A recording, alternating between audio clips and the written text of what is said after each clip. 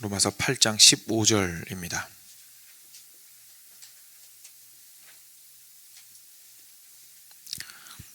다들 잘 아시겠지만 찾으시는 동안에 공지 하나 드리면 저희가 7시 이후에 옆 EM룸에서 식사하고 가시면 되겠습니다.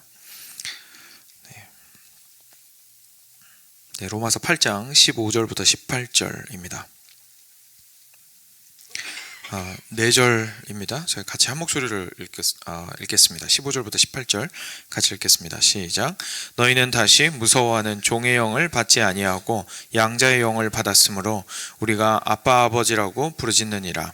성령이 친히 우리의 영과 더불어 우리가 하나님의 자녀인 것을 증언하시나니 자녀이면 또한 상속자 곧 하나님의 상속자요 그리스도와 함께한 상속자니 우리가 그와 함께 영광을 받기 위하여 고난도 함께 받아야 할 것이니라. 생각하건대 현재의 고난은 장차 우리에게 나타날 영광과 비교할 수 없도다. 아멘. 네. 고난주간 함께 하시면서 많은 은혜 누리셨기를 바랍니다. 오늘 마지막 시간입니다. 오늘은 고난이 그들을 무너뜨리지 못하리라 라는 제목으로 마지막으로 함께 말씀 좀 나누고 싶습니다. 지난 시간 동안 저희는 초반 한 3일 정도는요, 예수님께서 어떻게 그 고난 가운데 우리와 함께 하시고 공감하시고 그리고 승리하셨는지를 저희가 좀 살펴볼 수 있었습니다. 왜냐하면 그게 좀 드라이하고 딱딱하게 느껴질 수 있어도요, 그게 드라이하게 느껴지는 이유는 뭐냐면은 저희가 보통 나랑 좀 상관이 없다라고 생각을 할 때에 좀 드라이하게 느껴지는 거거든요. 이제 그렇다 보니까 그 사실 자체만 이렇게 살펴보면 좀 드라이하게 느껴지셨을 수 있습니다. 그런데 이제 성령께서 그렇게 역사하셨기를 저도 바라고 기도하고, 저도 애를 쓴 부분은 그게 이제 저희한테는 드라이한 진리가 아닌 것이 결국 예수께서 행하신 그 일이 오늘 내가 고통 가운데 살아가는 것을 가능하도록 해주기 때문입니다. 그래서 그 중에 첫 번째가 바로 기도하는 것이었습니다. 기도가 결국 하는 일이 그 드라이해 보이는 그 진리가 내 것이 되게 하는 것입니다. 그래서 예수께서 하신 일이 내 것이 되게 하는 일을 성령께서 하시고, 그 일이 가능케 되는 내가 할 수 있는 노력은 결국 기도입니다. 그리고 오늘은 이제 그 다음인데요. 사실 오늘 같은 말씀이 조금 더 길었으면 여러분들한테 좋았을 것 같긴 하지만 그 토대가 중요하기 때문에 시간을 좀 많이 썼고요. 오늘은 마지막으로 그런데 기도만으로는 안 되거든요. 그렇죠? 왜냐하면 기도한다고 삶이 저절로 사라지는 건 아닙니다.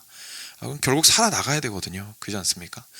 그런데 그리스도인에게 나를 대신하여서, 그리고 승리하신, 고통에 승리하신 예수 그리스도, 나를 대신하여 고통을 받으시고 고통에 승리하신 예수 그리스도를 믿는 사람한테는 단지 이제 기도할 수 있는 분이 생겼다를 넘어서서 실제로 고통을 걸어나가는 삶의 태도 자체가 완전히 바뀌게 됩니다. 그리고 실제로 그 변화된 삶이, 고통을 대하는 변화된 태도와 삶의 모습이 기독교를 지금까지 이끌고 온 겁니다. 제가 단호하게 말씀드리건대 기독교가 고통에 대한 관점을 회복하지 못하면 다 무너집니다. 이전에 우리가 가져왔던 고통에 대한 관점을 정확하게 가지고 있어야 끝까지 가는 겁니다. 왜냐하면 그것 때문에 여기까지 온 겁니다. 저희가 그만큼 저희한테 엄청난 것이고 중요한 진리입니다. 그리고 제 생각에 오늘 본문만큼이나 그것을 더 잘 보여주는 것도 없는 것 같습니다. 오늘 본문을 보시면 이렇게 되어 있습니다. 15절인데요. 너희는 다시 무서워하는 종의 영을 받지 아니하고 양자의 영을 받았으므로 우리가 아빠 아버지라고 부르짖느니라. 성령이 친히 우리의 영과 더불어 우리가 하나님의 자녀인 것을 증언하시나니 라고 얘기하십니다. 이제 많이 들으셨기 때문에 충분히 이해하실 겁니다. 우리가 예수님 믿는다는 것은 이렇게 성령께서 우리와 함께 하신다는 건데, 성령은 참 많은 별명을 가지고 계시죠. 근데 그 중에 하나가 바로 양자의 영이십니다. 성령이 우리와 함께 하셔서 우리가 하나님 아버지를 아버지라고 부를 수 있게 되었습니다. 저희가 부르고 싶다고 부르는 게 아닙니다. 내 생각에 아버지 같다고 옆에 지나가는 아저씨한테 아버지라고 부를 수 있습니까? 안 되잖아요. 아버지가 먼저 있고 자녀가 있는 거죠. 그러니 우리가 주님을 아버지라고 부를 수 있는 것은 아버지가 우리를 먼저 자녀 삼아 주셨기 때문입니다. 그래서 너무나 감사하게도 하나님께서 아버지 되어 주셨고 우리를 자녀 삼아 주셨습니다. 그리고 성령을 통해 우리는 그것을 알게 되었죠. 그래서 17절로 넘어가서 보시면은요, 우리는 큰 은혜를 얻었습니다. 자녀이면 또한 상속자 곧 하나님의 상속자요 그리스도와 함께한 상속자니 우리가 그와 함께 영광을 받기 위하여, 이렇게 얘기하십니다. 그러니까 우리가 하나님의 자녀가 됐다는 것은요, 너무 큰 은혜 가운데 있게 되었다는 것인데, 그게 결국 다양한 모습으로 드러나겠지만 그 중에서 굉장히 중요하고 우리가 절대 잊으면 안 되는 것이 다름 아니라 장차 있을 영광입니다. 다른 말로 좀 쉽게 표현을 해보자면 예수님의 부활에 동참하는 것, 이렇게 생각하시면 됩니다. 예수님께서 성경이 계속 얘기하는 예수님의 영광 있잖아요. 다 뭐냐면 십자가 때 완전히 바닥을 치셨다가 다시 놀라운 영광으로 부활을 통해서 나오신 것에 대해서 이야기를 하거든요. 그리고 마지막 날에 이제까지는 초라한, 그죠? 인간 목수의 모습으로 드러나셨다가 이제 마지막 날에 물론 완벽한 왕의 모습으로 다시 등장하실 때 최고의 영광을 받으시겠지만, 일단은 십자가 이후에 있는 영광에 대해서 얘기할 때에는 대부분 부활에 대해서 이야기를 하고 있습니다. 근데 여기서 이제 우리도 그런 부활로 들어간다라는 얘기가, 영광으로 들어간다라는 얘기가 결국은 우리가 예수님의 그 부활의 영광을 동참하게 될 것입니다. 그래서 지금 현재는 예수님이 이 땅 가운데 사셨을 때 거칠거칠한 손과, 그리고 상처 많은 그 몸과, 그리고 실제로 죽음 자체가 굉장히 비참한 죽음을 죽으셨던 낮은 모습을 보이셨긴 했지만, 그 끝에 부활로 나오셨던 것처럼 그 영광스러움을 우리도 함께 누리게 될 것이 약속되어 있습니다. 이유는 우리가 자녀이기 때문입니다. 내가 자녀 중에서도 잘난 자녀여서 이런 게 아니고요, 내가 자녀이기 때문입니다. 내가 막 뒤에서 쫓아오고 있더라도, 내가 좀 지쳐 보이더라도 자녀는 자녀입니다. 그렇죠? 자녀는 관계이지 이렇게 성과를 평가하는 게 아니잖아요. 그래서 내가 자녀라면 이 놀라운 영광으로 들어올 수 있습니다 라고 얘기하고 있습니다. 참 감사한 일이죠. 그런데 우리가 여기까지만 보고 나가서 살기 시작하면 사실 그리스도인답게 살 수가 없습니다. 이어지는 부분이 진짜 중요해집니다. 이어지는 부분이 뭐냐면, 이렇게 영광을 받기 위하여 고난도 함께 받아야 할 것이니라 라고 말씀하시고 있기 때문입니다. 생각하건대 현재의 고난은 장차 우리에게 나타날 영광과 비교할 수 없도다라고 얘기하십니다. 여기서 말씀하시는 이 고난이요, 필연으로 지금 설명하고 있으시다는 것에 좀 주목하셔야 됩니다. 선택이 아니라는 겁니다. 우리가 뭘 잘못하면 고난이 닥쳐오고 뭐 이런 게 아니라, 오히려 그리스도인이라면 고난을 받게 된다고 얘기하시고 있습니다. 받게 된다는 건 무조건 받는다는 겁니다. 없을 수 없다는 거죠. 이유가 뭐라고요? 이유가 영광 받는 거랑 이유랑 똑같습니다. 이유가 하나님의 자녀이기 때문입니다. 놀랍죠? 하나님의 자녀이기 때문에 고난을 안 받는 게 아니고, 우린 그런 줄 알았어요. 그렇죠? 하나님의 자녀면 고난에서 비껴갈 수 있는 줄 알았어요. 고난이 나를 막 비껴갈 줄 알았어요. 이제는 홍해를 가르신 하나님의 자녀가 되었기 때문에 내가 홍해를 들이받아도 홍해가 내 앞에서 알아서 갈라질 줄 알았어요. 그죠? 근데 그게 아니라는 겁니다. 하나님의 자녀이기 때문에 고난이 있다라고 이야기를 하시는 것이 오늘 본문 말씀이고, 그 고난이 있어야만이 어디로 들어갈 수 있다고요? 영광으로 들어갈 수 있다라고 얘기하십니다. 이렇게 얘기하시는 이유가, 내가 좀 고생을 해봐야 나중에 귀한 줄 알아, 영광이 귀한 줄 알아. 세상도 그렇게 얘기합니다. 그렇죠? 그거는 일부만 맞는 얘기입니다. 그것도 맞는 얘기인데요, 틀린 말은 아니지만 일부만 맞는 얘기입니다. 그것 때문에 하나님께서 이런 말씀을 하시는 게 아닙니다. 지금 이제까지 계속 예수님 얘기했잖아요. 그렇죠? 그러니까 예수님과 우리가 하나이기 때문에 그렇습니다. 예수님께서 십자가를 거쳐서 부활로 가셨기 때문에, 예수님께서 죽으신 이후에야 부활하셨기 때문에, 죽음이 없는데 부활이 어디에 있습니까? 그렇죠? 근데 부활보다 더 큰 영광은 또 어디에 있습니까? 여러분, 죽은 사람이 다시 살아났고, 살아난 이후의 그 모습이 죽기 전의 모습보다 수천 수만 배는 더 아름답고 찬란하고 깨끗한 모습이에요. 그 영광보다 더 크고 찬란한 영광을 저희가 어디서 찾을 수가 있습니까? 그렇죠?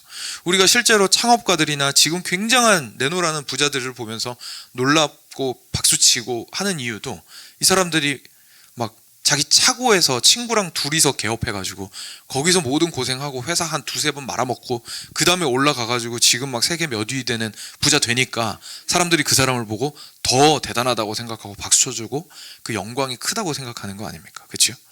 그러니까 이거랑 삼성가에서 한 세 번째로 태어나가지고 원래부터 모든 것들을 다 누리던 사람이 말단부터 시작은 했다고는 하지만 어차피 다 백도 있었을 거고, 그죠? 거기서부터 올라와서 저 위에까지 올라간 사람이랑은 느낌이 좀 다르죠. 그죠? 완전히 바닥에서부터 다시 올라온 사람, 그것을 보고 우리는 알고 있습니다. 그 영광이 훨씬 더 커 보인다는 걸. 예수님의 부활의 영광은 죽지 않으면 없는 것입니다. 왜냐하면 부활이라는 것 자체가 죽었다가 다시 살아나는 거니까요. 애초에 죽지 않으면 부활의 영광은 없는 거죠. 그래서 예수님께서 원하셨던 그 영광은 사실 부활의 영광이었습니다. 그렇기 때문에 고난은 선택이 아니라 필수였습니다. 죽지 않으면 영광스러울 수 없기 때문입니다. 근데 우리의 머리가 되셨다고 우리가 배웠잖아요. 그죠? 그 예수님께서. 결국 예수님의 인생은 우리의 인생의 모본이 되신다라고 우리가 생각을 할 수가 있습니다. 근데 거기에는 고난도 포함이 되어 있는 거죠. 이유가 뭐냐면 절대 오해하시면 안 되는 게 네가 고생을 좀 해봐야 돼, 이게 아니라 이유가 뭡니까? 고난이 있어야 뭐가 있으니까요? 죽음이 있어야 부활이 있으니까요. 예. 영광이 있으니까요. 더 큰 영광을 경험하기 위해서는 그리스도의 길을 따라 죽음으로 가야 한다라는 것이 성경이 우리한테 말씀해 주시는 바입니다. 그래서 사랑하는 여러분, 저희가 그리스도인이 되기 전에도 힘들었고요, 그리스도인 되고 난 이후에도 사실 똑같이 힘듭니다. 그렇죠? 내가 사랑하는 사람을 잃었거나 내 자녀가 어떤 문제가 생겼거나 내 재산이 문제가 크게 생겼거나 막 사기를 당했거나 하는 일이 뭐 그리스도인이 됐다고 해서 덜 힘듭니까? 그런 거 아니잖아요. 저희가 물론 의지할 뿐이 생기기는 했지만 이 오는 고통의 크기는 사실 똑같을 수 있습니다. 발생하는 일이 똑같으니까요. 그럼 이제 저희가 질문하는 거죠. 그때 도대체 뭐가 바뀐 겁니까? 바뀐 게 뭐예요 도대체? 거기에서 그냥 단순하게 의지할 뿐이 생겼습니다. 그것은 성경이 말하고 있는 수준의 대답이 아닙니다.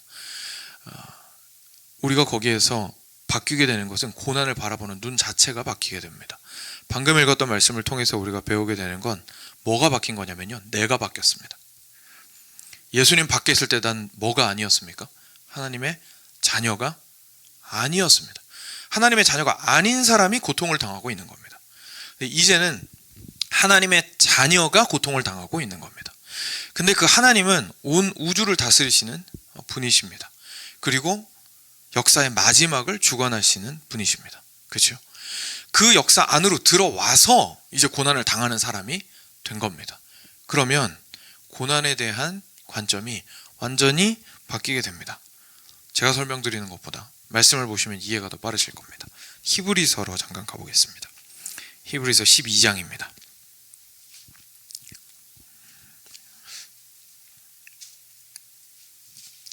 히브리서 12장 좀 볼 거기 때문에 펼쳐놓으시면 좋겠습니다. 히브리서 12장 5절부터 8절 먼저 같이 보겠습니다.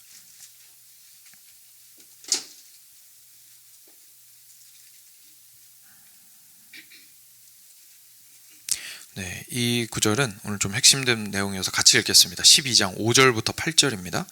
5절부터 8절 같이 읽겠습니다. 시작. 또 아들들에게 권하는 것 같이 너희에게 권면하신 말씀도 잊었도다. 일러스되 내 아들아 주의 징계하심을 경히 여기지 말며 그에게 꾸지람을 받을 때에 낙심하지 말라. 주께서 그 사랑하시는 자를 징계하시고 그가 받아들이시는 아들마다 채찍질 하심이라 하였으니 너희가 참음은 징계를 받기 위함이라. 하나님이 아들과 같이 너희를 대우하시나니 어찌 아버지가 징계하지 않는 아들이 있으리요. 징계는 다 받는 것이거늘 너희에게 없으면 사생자요 친아들이 아니니라. 아멘. 히브리서 지금 친아들 된 것과 고난을 연결시키고 있습니다. 자, 자녀가 되지 않은 사람이 받는 고통이 있습니다. 징계가 있습니다. 근데 이건 사실 징계라기보다 그냥 고통 이외에 다른 의미가 없습니다. 그냥 나를 힘들게 할 뿐입니다. 왜냐하면 내가 아들이 아닌데 나한테 들이닥치는 이 고통들은 무슨 의미가 있겠습니까? 그냥 얻어맞고 있는 거죠. 그렇죠? 그러면 이렇게 나한테 아무런 의미가 없는 고통이라는 생각이 들 때에, 그냥 나는 아프다는 생각만 들 때에 내가 할 일은 뭡니까? 나는 어떻게 해야 되죠? 어떻게든 피해야죠. 그렇지 않습니까? 아니, 아무런 의미가 없잖아요. 이 고통 당해서 뭐 합니까 내가? 사업에 실패해서 뭐예요? 승승장구하는 게 좋죠. 아이가 힘들면 또 어떻습니까? 그 힘든 것이 아이에게도 상처로 남고 나에게도 상처로 남는데 나중에 어디다 써먹겠습니까? 그렇죠? 그러니까 당연히 고통은 별로 좋은 게 아닙니다.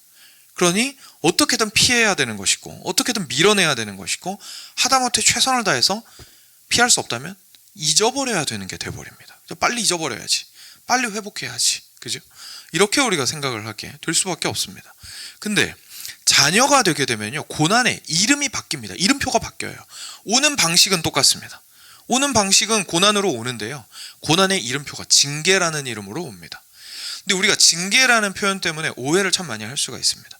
우리한테 징계는 뭐냐면은 혼나는 거라는 생각이 있는 거예요. 혼나는 거.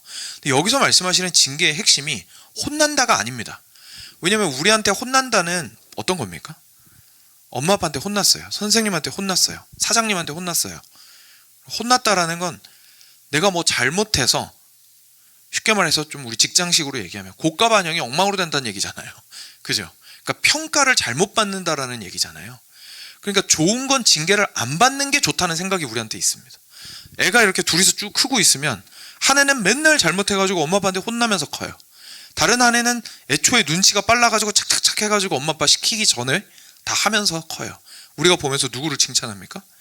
두 번째 애를 칭찬하잖아요. 알아서 잘한다고. 그러니까 무슨 생각이냐면 징계는 안 받는 게 좋은 거라는 생각이 있는 겁니다. 처음부터 잘하는 게 나은 거라는 생각이 있는 거죠. 근데 성경은 시작점 자체가 다릅니다. 그런 아이가 있다 없다? 그런 아이 없다는 거예요. 처음부터 괜찮은 사람 같은 건 없다는 겁니다. 그냥 단지 괜찮은 척할 뿐이죠. 그러니까 계속해서 모두가 다 문제가 있는 삶을 살아가고 있는데 결국 우리한테 필요한 건 뭐냐면 가르침입니다. 올바른 방향이 어디인지를 알려주는 것이 너무나 필요하다는 거죠. 그래서 여러분들 아시는지 모르겠지만 이게 사실 제 얘기입니다. 저는 둘 중에 누구였을까요? 저는 말을 잘 듣는 쪽이었습니다. 제 동생은 저에 비하면 상당히 좀 겉으로 벗어나는 아이였습니다. 근데 지금 돌이켜보면요, 결국은 부모님한테 더 많이 혼나고 그러면서 정도 더 많이 쌓이고 더 부모님과의 관계가 좋아서 쭉 해서 커온 친구는 사실 저보단 동생인 것 같아요. 진심으로 제가 고백하건대. 그리고 동생이 실제로 그런 세상을 살아나감에 있어서 옳고 그름의 기준들에 있어서 좀 더 현실적일 때가 참 많이 있습니다. 여기서 말하는 현실적이라는 건 좋은 의미로 현실적일 때가 참 많이 있습니다. 그런 걸 보면서 이 가르침을 지속적으로 받는 것에 얼마나 소중한지를 저희가 깨닫게 됩니다. 근데 고난의 이름표가 그렇게 바뀌는 겁니다. 근데 그거는 누구한테만 주는 거라고요? 자녀한테만 주는 거라고요. 그래서 자녀로서요, 오는 방식은 똑같습니다. 그러니 우리가 생각해야 되는 건 그리스도인으로서 살아가게 되면 다 고난을 헤쳐나갈 수 있을 거야. 다 넉넉하게 이겨낼 수 있을 거야. 근데 물론 헤쳐나가실 수 있습니다. 근데 막 넉넉하게 이겨낼 거야. 막 영웅처럼, 히어로처럼. 아무렇지도 않을 거야. 흔들리지 않을 거야. 나는 괴로워하지 않아도 될 거야. 더 이상 머리 쥐어뜯지 않아도 될 거야. 심지어 아픈 일이 없을 거야. 다 잘 될 거야. 사기당하는 일도 없을 거야. 사람 때문에 상처받지 않을 거야 라고 예상을 하시면 안 됩니다. 그렇죠? 애초에 인생을 그렇게 예상을 하면 안 됩니다. 왜냐하면 예상을 그렇게 평안할 거라고 하고 들어가면 얻어맞을 때 저희가 미처 반응을 할 수가 없습니다. 나는 똑같이 힘들 수밖에 없다. 나에게 사랑하는 사람이 있다면 그 사랑하는 사람을 떠나보낼 때가 시점은 다르더라도 올 수밖에 없다. 여러분 중에 아마 가족이 많으신 분들 있으실 텐데 제가 그때 한번 말씀드린 것 같은데 저희 큰 집에 가족이 굉장히 많거든요. 근데 저희 큰어머니랑 제 사촌 형님이 한 달 사이로 같이 돌아가셨어요. 근데 형제가 너무 많아요. 그 명절 때 모이면 진짜 행복하거든요. 사람이 많아서. 근데 두 분이 동시에 돌아가시니까 어떻게 생각하셨는지 이해가 되시죠? 보낼 사람이 많다로 눈이 좀 바뀌는 거예요. 그죠? 그러니까 이게 언제든지 올 수 있는 고통이라는 생각이 오면서 확 하고 짓누르게 되는 거죠. 지금 현재는 너무나 행복하게 만드는 가족 분위기인데, 그죠? 그런 것처럼 예상을 미리 한다는 겁니다. 예상을 미리 한다는 겁니다. 근데 그것을 예상을 할 때 세상 사람처럼 그래서 보험을 많이 들어놔야지, 그래서 미리 내가 뭘 준비해야지, 그것도 의미는 있겠습니다. 근데 그런 식으로 준비하는 게 아니라는 거죠. 하나님 아버지께서 자녀인 나에게 고난을 주시는 것은 무엇을 가르치시기 위함인가? 무엇을 가르치시기 위함인가? 하나님은 지금은 이 자리에서 나에게 무엇을 배우기 원하시는가? 하나님은 나에게 무슨 말씀을 하고 계신가? 하나님의 징계와 훈계는 나에게 나의 무엇을 향하고 있는가? 라는 방식으로 질문해야 하고 앞으로 있을 일들에 대해서도 그런 식으로 질문하며 걸어나가야 한다는 사실을 우리가 깨닫게 됩니다. 그리고 이것은 외로워하실 필요가 없는 것이, 그리고 억울해하실 필요도 없는 것이 하나님의 아들이고 딸이기 때문에 얻는 위로일 뿐만 아니라 나만이 아니라 모든 그리스도인이 함께 걸어가는 길의 모습이기 때문에 그렇습니다. 그래서 저희가 잘 알고 있는 바로 히브리서 앞장 11장은 믿음장입니다. 그렇죠? 그래서 거기에 수많은 믿음의 선진들의 이야기가 나오는데요. 어쩌면 이렇게 읽으셨을 수 있습니다. 이 사람들이 믿음의 선진이라는 얘기를 앞에 이렇게 길게 한 것은 얼마나 넉넉하게 그 길을 걸어가느냐에 대한 이야기라고. 그래서 나도 그 족보에 끼려면 넉넉하게 이 모든 것들을 막 당당하게 이겨낼 수 있는 사람이어야 한다고 생각하셨을 수도 있겠습니다. 그런데 그 11장이 마무리되고 12장 처음은 이렇게 시작합니다. 이건 제가 읽겠습니다. 펼쳐 있으신 분들은 눈으로 따라오시면 되겠습니다. 1절부터 4절입니다. 이러므로 우리에게 구름같이 둘러싼 허다한 증인들이 있으니 모두 무거운 것과 얽매이기 쉬운 죄를 벗어버리고 인내로써 우리 앞에 당한 경주를 하며 믿음의 주요 또 온전하게 하시는 이인 예수를 바라보자. 그는 그 앞에 있는 기쁨을 위하여 십자가를 참으사 부끄러움을 개의치 아니하시더니 하나님 보좌 우편에 앉으셨느니라. 너희가 피곤하여 낙심하지 않기 위하여 죄인들이 이같이 자기에게 거역한 일을 참으신 일을 생각하라. 너희가 죄와 싸우되 아직 피 흘리기까지는 대항하지 아니하고. 앞에 있었던 믿음의 선진들이 어려운 인생을 통해서 뭘 배웠다는 겁니까? 자기의 죄가 무엇인지 깨달았다라는 겁니다. 징계로서 받았다라는 얘기죠. 근데 다시 한번 말씀드리지만 내가 죄 지어서 또 혼났구나. 포인트가 거기에 있는 게 아니에요. 이미 우리는 하나님의 자녀이기 때문에 오히려 혼나는 것이 은혜라고 이야기를 하시는 겁니다. 왜냐하면 하나님의 목적 자체가 너 왜 이것밖에 못했어가 목적이 아닌 거예요. 목적 자체가 너는 원래 잘 못하는데 우리 같이 커봐야지. 그러니까 그걸 알려주기 위해서 이번에는 이런 상황을 내가 사용을 하였단다. 이런 일을 사용하였단다 라고 말씀을 하시는 거죠. 그래서 모든 고난들이 우리에게 징계로서 가르침으로써 다가오는 것을 받아들이는 것이 믿음의 삶이라는 것을 저희가 깨닫게 됩니다. 믿음이라는 것이 굉장히 멋있는 것처럼 보일 수 있지만요, 옆에서 봐서는 사실 되게 근근히 유지하는 것처럼 보일 수도 있습니다. 그럴 수도 있습니다. 우리 눈에는. 그렇죠? 왜냐하면 인생이 승승장구하지 않으니까요.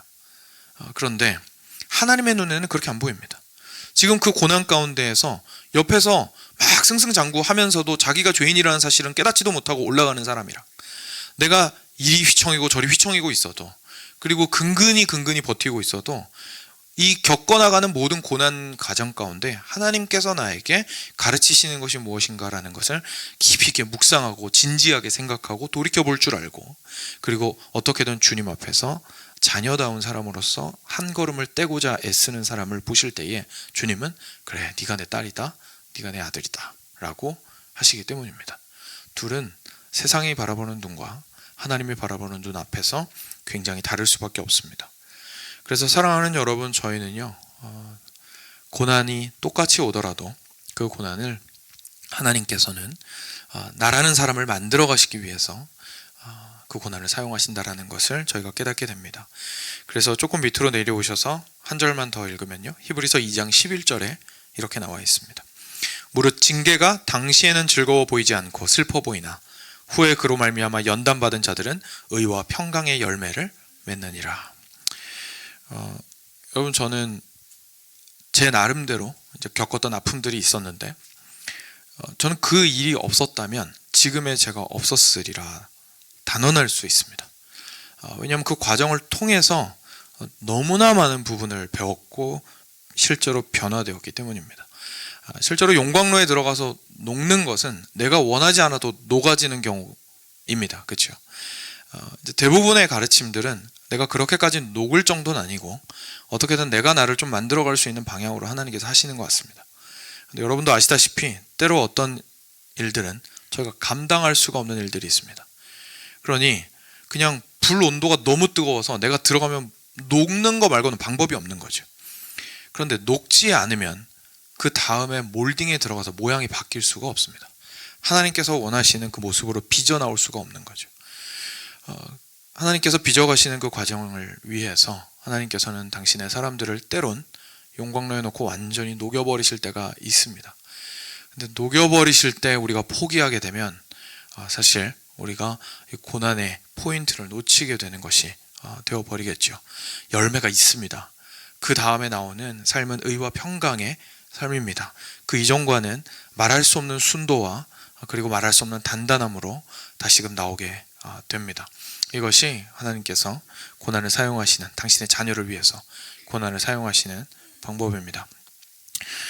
그리고 두 번째 굉장히 중요한 것이 있는데요. 저희가 이렇게 크게 두 가지 살펴볼 텐데, 첫 번째는 고난을 징계로 사용하신다는 거고요. 두 번째는 우리의 사랑하기 위한 도구로서 고난을 사용할 수 있도록 해주신다는 것입니다. 앞서 말씀드린 것처럼 여러분, 저희가 고난을 받는 것이 그리스도인으로서 받는 고난의 가장 큰 차이, 여러분들이 기억하기 어려우시면 하나로 딱 묵상하기 좋게 기억해 보시기 위해서 제가 말씀드리면, 저희의 고난이 뭐가 바뀌는 거냐면요, 십자가로 바뀌는 겁니다. 저희의 고난이 십자가로 바뀌는 겁니다. 근데 여러분 중에 똑같은 얘기 아니야? 라고 아마 생각하시는 분이 있으실 수 있습니다. 그럼 지금부터 잘 들으셔야 됩니다. 십자가의 핵심은 고난입니까?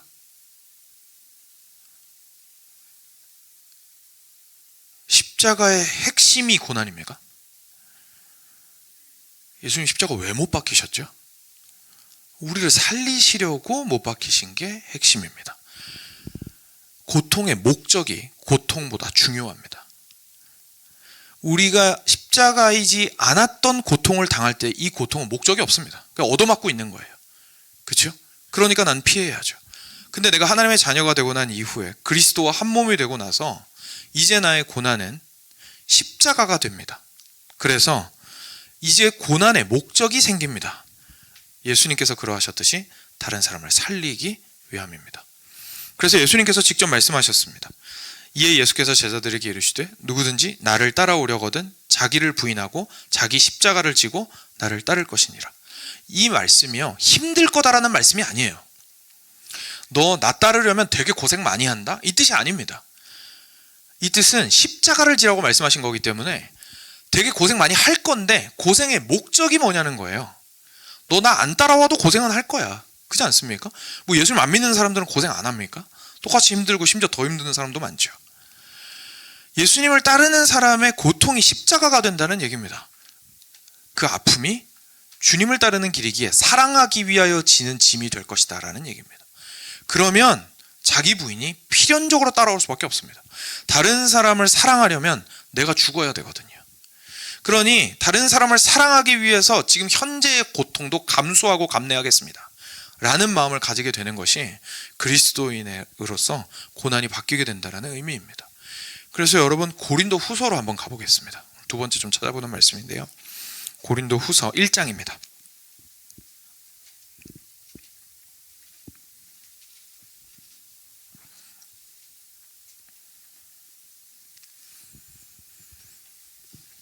고린도 후서 1장 3절부터 6절 말씀입니다.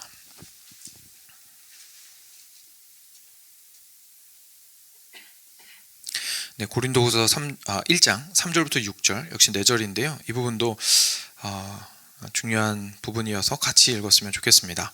3절부터 6절 한 목소리로 읽겠습니다. 시작.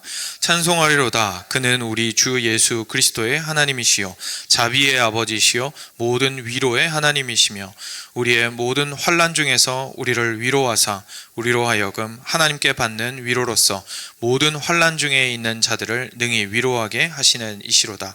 그리스도의 고난이 우리에게 넘친 것 같이 우리가 받는 위로도 그리스도로 말미암아 넘치는도다.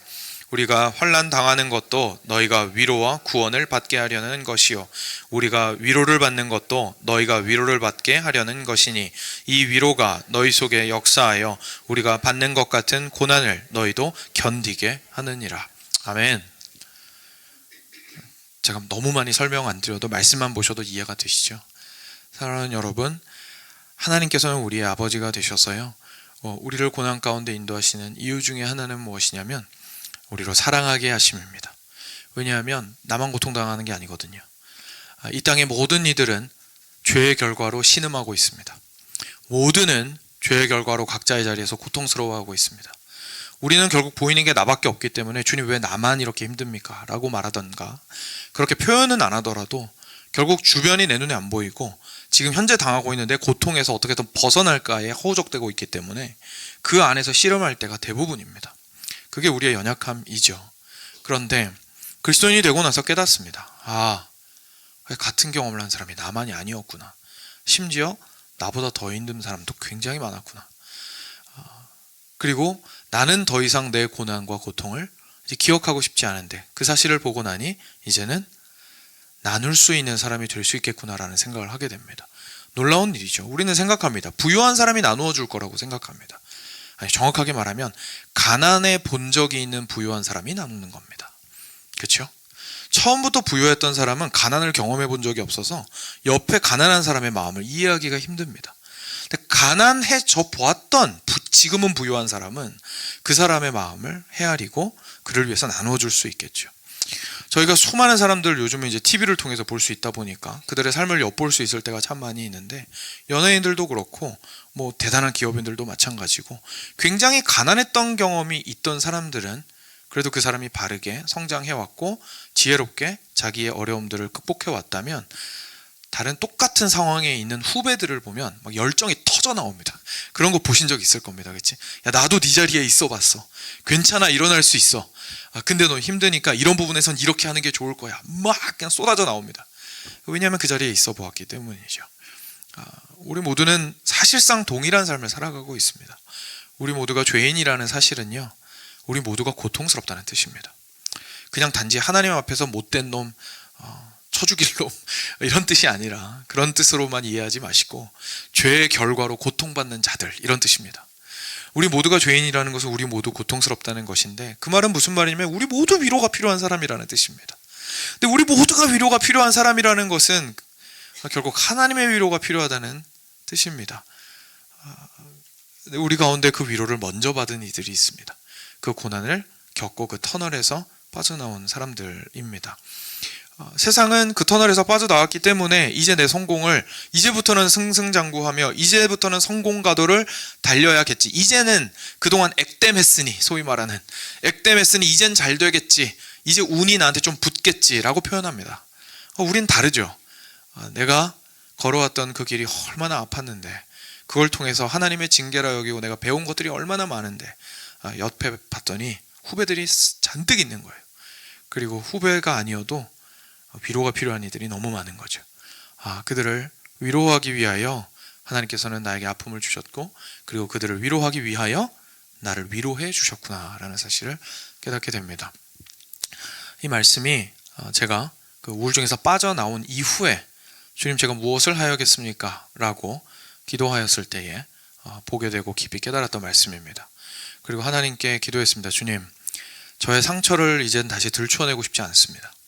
저는 너무 아팠고 저는 너무 괴로웠습니다. 엄마가 아픈 게 자랑입니까? 그렇죠?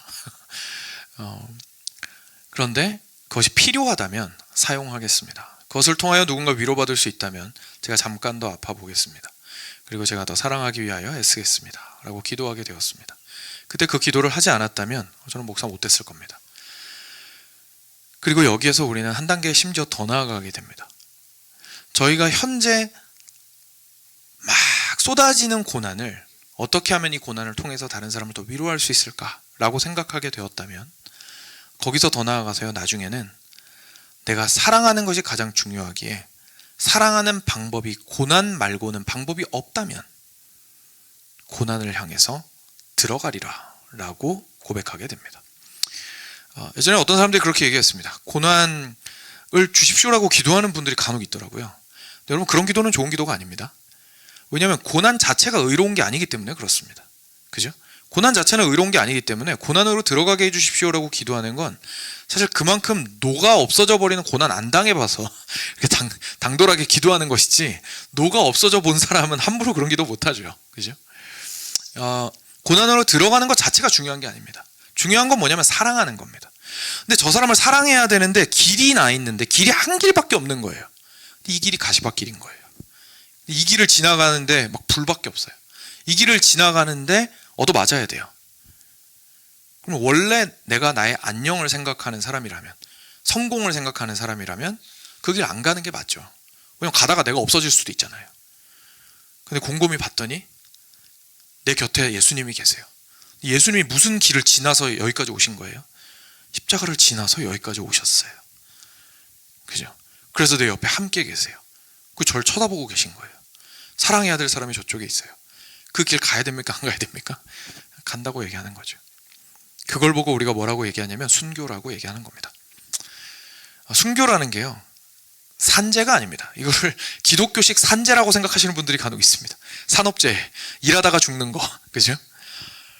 그리스도인이 선교지에 나갔다가 선교지에서 불의하게 죽음을 당하면 그게 순교야 이렇게 생각하시는 분들이 있는데, 순교의 포인트는 그게 아닙니다.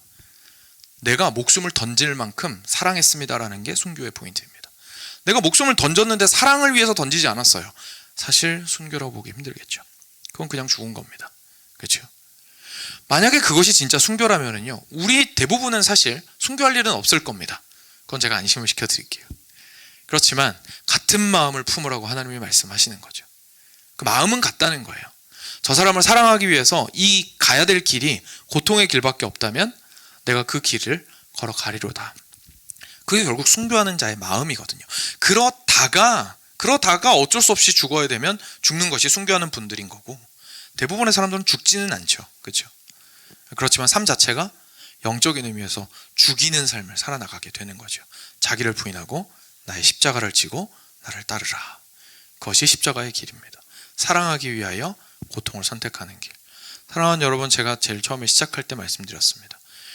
기독교는 고통을 올바르게 보지 않으면 절대로 설 수 없다. 왜냐하면 고통을 뛰어넘는 사랑을 하지 못하면 무너질 수밖에 없기 때문에 그렇습니다. 우리가 지금까지 올 수 있었던 이유는 고통을 뛰어넘는 사랑을 했기 때문이었습니다. 그렇게 해주신 그리스도가 우리와 함께 하셨기 때문이었죠. 초대교회가 생겼습니다. 그리스도의 복음이 전파된 이후에 수많은 백성들이 일어났습니다. 물론 아나니아와 삽비라 같이 사기치는 사람들도 간혹 있었지만 그 많은 그리스도인들은 담대하게 목숨을 걸었습니다. 실제로 그래야 했기 때문이죠. 한 185년 정도 되었을 때 북아프리카 카르타고라는 곳에서 12명의 그리스도인이 잡혔습니다. 이 사람들의 이름으로 보아건대, 지금 문헌으로 굉장히 상세하게 남아있는 케이스인데요, 이름으로 보건대 노예들이었던 것 같습니다. 이 사람들이 그리스도인이어서 황제를 숭배하고 로마의 다른 그 숭배하는 법도들을 따르지 않기로 결정해서 순교의 자리로 갔습니다. 재판을 받았어요. 그런데 총독이 굉장히 젠틀한 사람이었습니다. 기록에 다 남아있는 부분입니다. 그래서 얘기합니다. 우리가 너네들 벌 주려는 게 목적이 아니야. 다 같이 좀 잘 살아보자. 그러니까 너희들 원하는 대로 시간도 주고 생각할 수 있도록 해줄 테니까 뭐 한 달 필요해?